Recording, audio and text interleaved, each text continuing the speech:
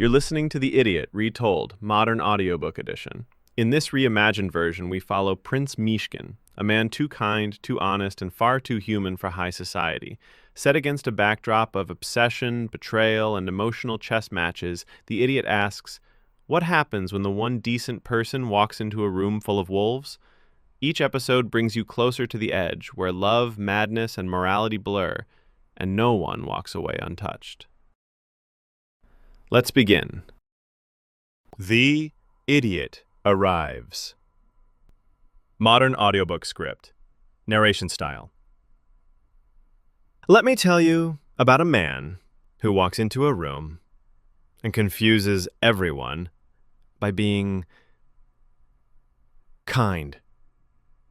Not naive, not stupid. Just too human for his own good. Our story starts on a slow-moving train bound for Petersburg. It's cold. The windows sweat. The passengers do too.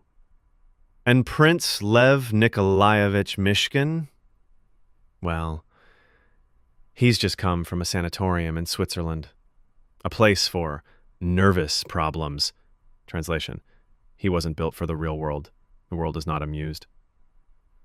He's thin, pale, got this calmness about him that either comforts you or makes you itchy. He talks like he missed the memo on sarcasm. And sitting across from him in this grimy little train compartment is a man who is very much the opposite.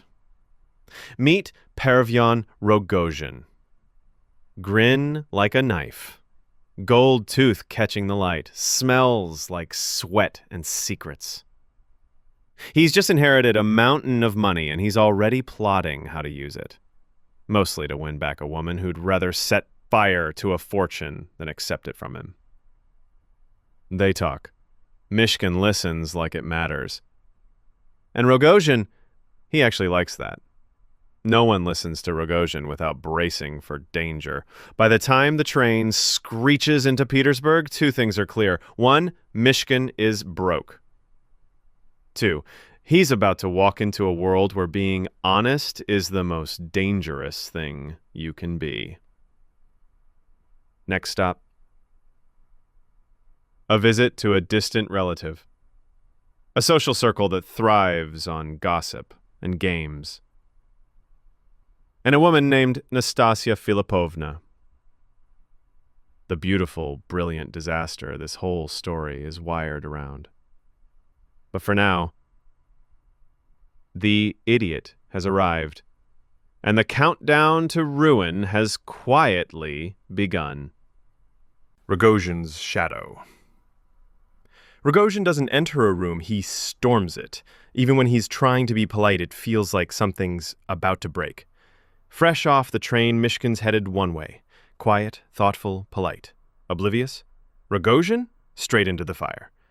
He's already vanished into the city, but don't worry, he'll be back. Always is. Now, let's talk about where Myshkin lands. He makes his way to the Yapanchins, distant relatives, fancy ones. He's got no money, no social standing, and a jacket that's seen better centuries. But what he does have, an honesty so raw it cuts through the room like a breeze no one asked for. General Yapanchin is the kind of guy who likes his world tidy and his guests predictable. Myshkin? Not so much.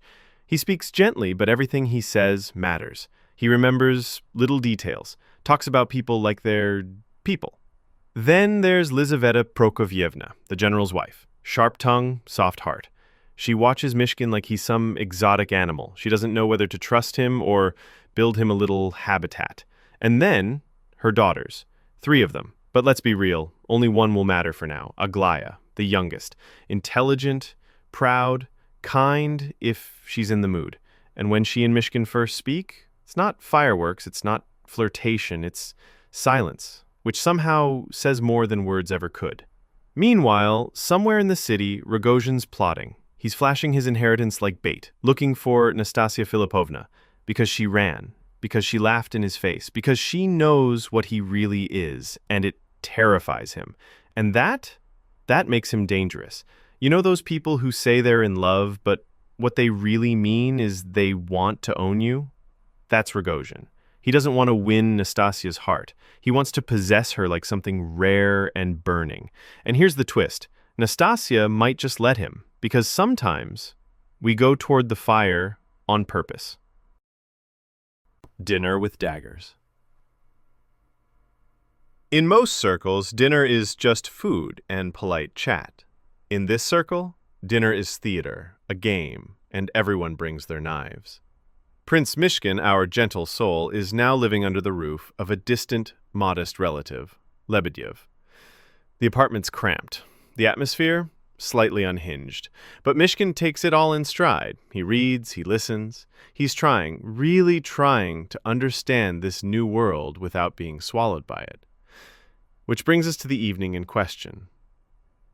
The Epanchins are hosting. Big table, fancy food, silver that catches the candlelight just right, and around it, a hand-picked guest list of powerful people with delicate egos and hidden agendas.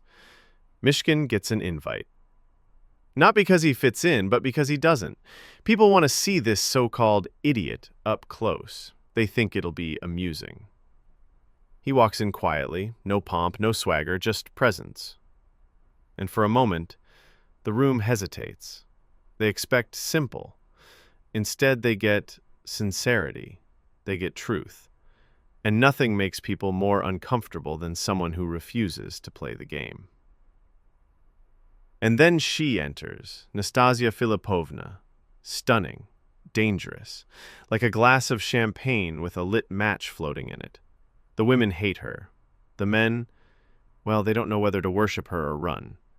She owns the room the moment she steps in, smiles with precision, talks like every word is an inside joke you're not quite in on. Myshkin, he doesn't flinch. He sees her, really sees her, and it shakes her in a way she doesn't show, not yet. Then it happens. She turns to him and asks, "Do you think I'm wicked?" The table stills. Everyone watches, and Myshkin, bless him, answers the only way he knows how. "No, I think you've suffered a great deal." It's not a line, it's not strategy, it's truth, and it slices through her defenses like nothing else ever has. For the rest of the night, the air is tight with something electric, something dangerous. Rogozhin's name gets whispered. Nastasia drops verbal grenades, and somewhere between the soup and the second course, everyone realizes this dinner party is the start of something they can't control. The birthday bombshell. You should know those parties where you can feel something's about to go down, but no one says anything because the cake's not out yet. This is that party. The Trava's birthday is the young Vertestik's birthday. It's Nastasia Filipovna's birthday. And she's thrown herself a celebration that feels less like a party and more like an execution. Not hers, someone else's. Every big Ariston. Everyone's here. Society types, gold diggers, old men who should know better, young men who definitely don't. And then there's Rogozhin, lurking, watching. And he's brought a little gift. Something simple, just 100,000 rubles in cash, casual. The room is thick with tension. Not a soul is smiling for real. Nastasia is glowing, but not with joy. She's blazing with that special kind of energy you only see in people who are seconds away from burning everything down. And into this walks Prince Myshkin. This one turns. He wasn't expected. He definitely wasn't invited. But Nastasia sees him, and for a second the whole performance pauses. He doesn't flatter, he doesn't flirt. He just says, "I came because I heard you might be in danger." That cuts through the room like a piano dropped from a rooftop. And then, as the night unravels, as the money gets flaunted and the claws come out, Nastasia makes her move. She lifts the bundle of rubles Rogozhin has offered and holds it high and asks Myshkin, "What do you think? Should I take it?" He looks at her like he's seen past the performance, past the room, past everything. And then, right there, in front of a crowd hungry for drama, he proposes. Not a joke, not a rescue fantasy, a real, honest-to-God offer of marriage. "Just with me," he says. "I'll take care of you. Let's leave all this." Now, you'd think a room full of gossips would erupt, but no, they're stunned into quiet. Because no one expected him to be the bold one. The idiot just did something smarter and kinder than anyone else in the room ever could. Even Nastasia? She laughs, then cries, then laughs again. She looks at Myshkin like she's never been seen in her life, and it's breaking her. And just when you think she might actually say yes, she turns to Rogozhin. "Let's go." And like that, she walks out with the man who would destroy her and leaves the man who would have saved her standing in the ruins of the party. Aftermath and madness.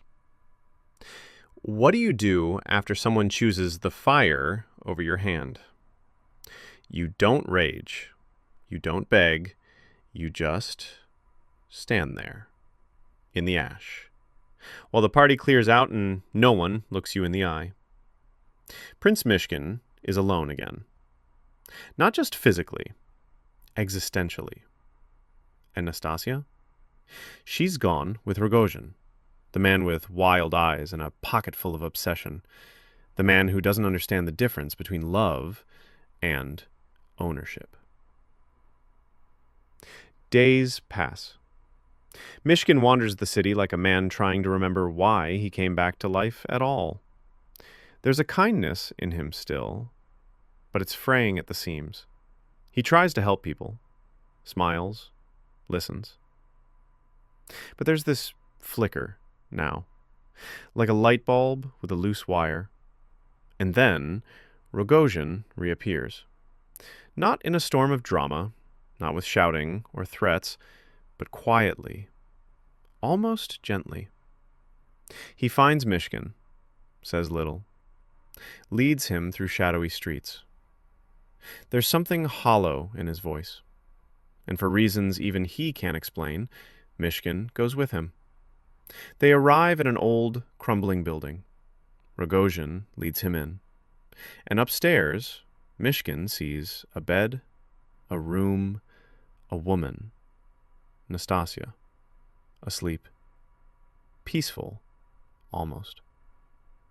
Too peaceful. He panics, but she stirs. She's alive. But the whole thing, the setting, the tension, Rogozhin's blank expression, it feels like a warning, like watching a dream teeter on the edge of becoming a nightmare. They sit together, Myshkin and Rogozhin, and it's almost intimate. Two men, linked by a woman they can't save, a love they can't untangle, and something deeper, darker, that neither of them has the words for. That night, Myshkin sleeps in Rogozhin's house, but he doesn't rest. He dreams. Visions full of lightning, death, a guillotine.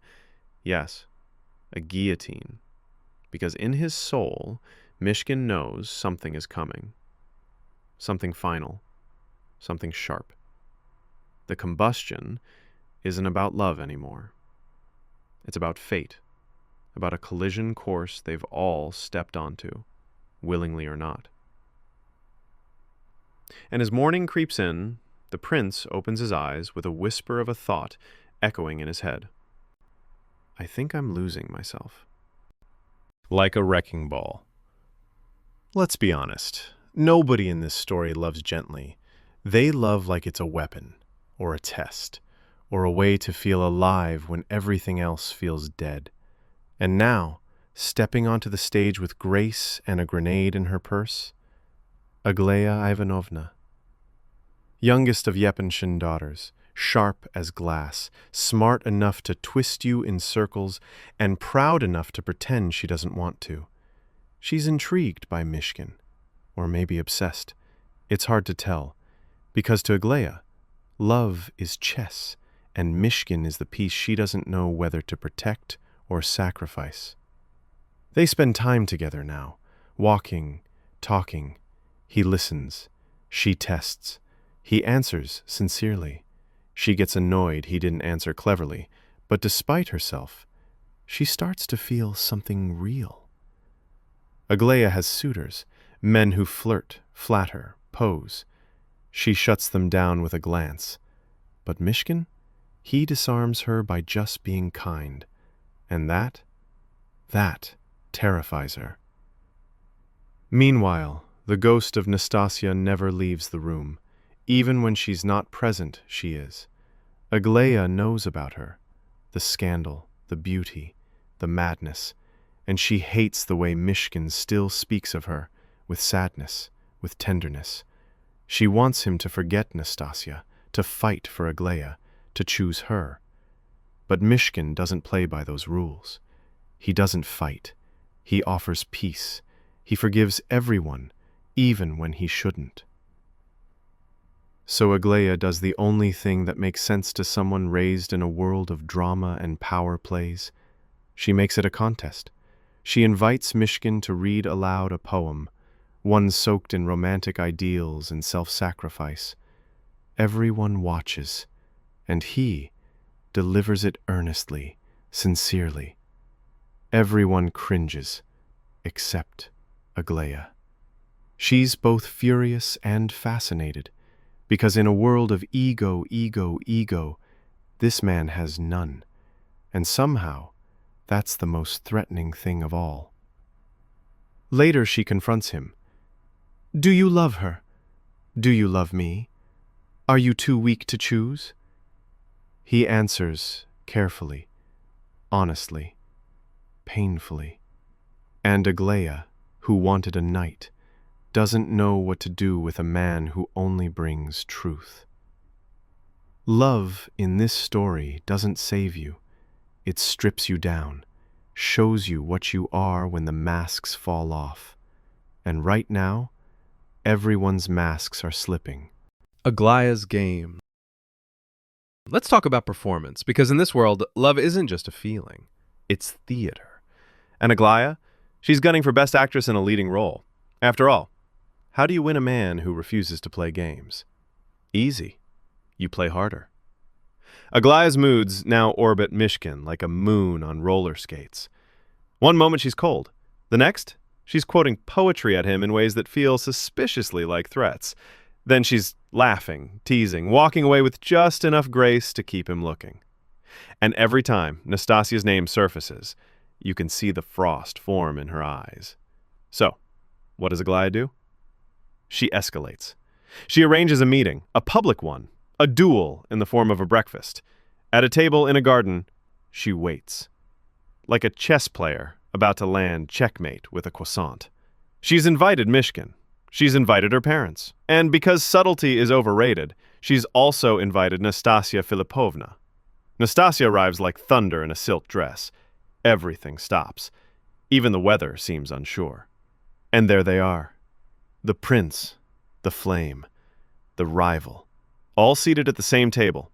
And Aglaia, God bless her, starts throwing literary jabs like daggers, lines from poems, quotes about purity, madness, sin, and redemption, all aimed at Nastasia with the sweetness of a poisoned cherry tart. And Nastasia? She doesn't flinch. She just watches Aglaia, quiet, amused, like she's already seen how this ends, and has chosen not to warn anyone. The conversation turns brutal, but with smiles, always with smiles. Until finally, Aglaia says what's been sitting like a lead weight in the room. Why don't you let him go? You've had your fun. Beat. Nastasia's reply? A laugh. Then, he doesn't belong to anyone. And Myshkin? Poor, brilliant, broken Myshkin? He says nothing, because he knows they're both right, and both wrong, and that anything he says will only add gasoline to the fire. The garden party ends, not with a bang, but with a silence so thick it feels like fate holding its breath. And as Nastasia walks away, and Aglaia turns her back, the prince finally speaks, but only to himself. Why must love hurt so cleanly? The knife's edge. Everyone's tired. Tired of pretending, tired of smiling through betrayal, tired of loving people who don't know how to be loved. And just beneath all that exhaustion is something sharper. Rogozhin is back, again. Only now, he doesn't ask. He watches. Like a man standing at the edge of a cliff and wondering how far he'd fall if he jumped, or pushed someone else. He still follows Myshkin, still tries to talk. But there's a coldness now, like something's gone out in him, and he's replaced it with smoke. They speak. On the surface, it's civil. Rogozhin offers a grim kind of honesty. You're in my way. I don't hate you, but I'll do what I have to. Myshkin, God help him, still thinks he can reach him, still sees the broken child underneath all that rage. But what he doesn't see, or won't admit, is that Rogozhin has already chosen the knife. Literally. There's a moment, a hallway, a flicker, a glint of metal. Myshkin turns, too fast, too trusting, and somehow he lives. Not because Rogozhin missed, but because in that moment he couldn't do it. He couldn't kill the man who forgave him. But that hesitation, it's not mercy, it's delay. Meanwhile, Nastasia spirals. One day, she's radiant, determined, even hopeful. The next, she's vanished. Rumors swirl. She's seen with Rogozhin, then not seen at all. People start whispering, has she finally chosen? Has she disappeared forever? And Myshkin, he's haunted, wanders through memory like it's a fog he can't shake. He writes letters, doesn't send them, stares out windows like the answers might be scribbled in the clouds. The city holds its breath because it knows something's coming. And when it arrives, it won't knock. The proposal and the runaway. Every love story has that moment, the one where someone shows up, looks the other person in the eye and says, I choose you. No more games, no more running, just choose me back. And for a minute, it looks like that's where we're heading. Myshkin is ready, he's done wandering. He's made his choice, and somehow, impossibly, it's still Nastasia, because even after everything, the chaos, the fire, the wreckage, he sees the wounded soul underneath. And she sees something in him, too. Not desire, not even romance exactly, but peace. A kind of peace she's never known and doesn't believe she deserves. They stand together. She's dressed simply. No drama, just trembling hands. He proposes again. Let's go away, somewhere quiet, just us. She says yes, and for the first time it feels real. She's calm, smiling. It's not the manic fire from before, it's something quieter, sadder, but sincere. The wedding is arranged, people gather, and Myshkin, he believes. For once, he really believes. But this story doesn't do happy endings. It barely does happy middles. Just before the ceremony, Nastasia slips away. No speech, no scene. She vanishes, with Rogozhin, again. And Myshkin, he chases. Not in anger, not even to bring her back, just to understand. He finds them in a darkened building, a heavy silence hanging in the air like a bad omen. Rogozhin stands there, trembling. Nastasia lies still, too still. And Myshkin, sweet, fragile Myshkin, drops to his knees. What have you done? No one answers. Not really. Because the answer is obvious. She couldn't escape the fire, and he followed her in. The prince is broken. There's a silence that comes after grief. Not tears, not screaming. Just nothing. A stillness so deep it feels like the world stopped spinning. Prince Myshkin has reached that silence. He sits beside Nastasia's body all night. Doesn't move. Doesn't speak. He and Rogozhin, enemies, rivals, near murderers, sit together, side by side. Not as friends, but as survivors. Of what exactly, neither one of them can name. The world moves on, the guests go home, the gossip machine kicks back into gear. But Myshkin? He's not in that world anymore. He drifts, unreachable. Kindness still flickering in his eyes, but now it's a ghost light. He speaks sometimes, smiles, rarely, but nothing lands. It's like his mind packed a bag and left without saying goodbye. Doctors are called, relatives whisper. The word madness floats through the air like incense. But it's not madness, not really. It's heartbreak. Purity crushed by a world too jagged to hold it. He's sent away, back to Switzerland, back to the sanatorium. The irony? He was cured when he left. Now he returns with nothing left to fix. And Aglaya? She tries to pretend it never happened, marries someone else, moves on. But somewhere, deep under all that pride, she carries the ache of the road not taken. Rogozhin disappears, vanished into legend, or guilt, or both. And Nastasia? She becomes a story, a cautionary tale, a name whispered with a sigh. But for Myshkin, she was everything. The fire, the wound, the moment the world told him, "You don't belong here." They called him an idiot because he chose kindness over pride, forgiveness over revenge, love over power. But maybe that just means he was the only one who understood anything at all. And so it ends. Not with justice, not with peace, but with a silence where kindness once lived. Prince Myshkin walked into a world that didn't know what to do with him, and maybe still doesn't.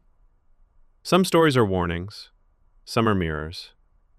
This one was both.